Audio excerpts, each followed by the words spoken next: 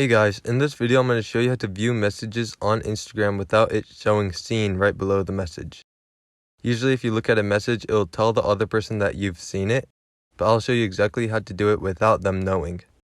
So first, you want to go to your direct messages, so you click on the top right corner in the home page.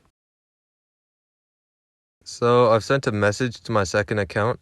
If I check the message on my other account, it would show seen underneath the message, but it doesn't show that. So I'll go to my second account real quick.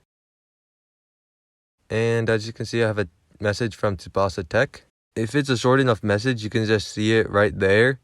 But to see a longer message, you're going to have to click the message really quick, but catch it like this. And then it won't say that you saw it. You might want to practice a little bit because it gets a little bit tricky. But yeah, you tap it and then you grab it. As you can see, it still shows the option that I haven't opened it yet. So let me go back to my other account and show you that it actually hasn't been opened. And as you can see, it still doesn't say seen underneath the message. Let me go back and open the message so that I can actually prove it. So quickly go over to my second account real quick, open it, and now it should say seen on it. And there we go, it says seen.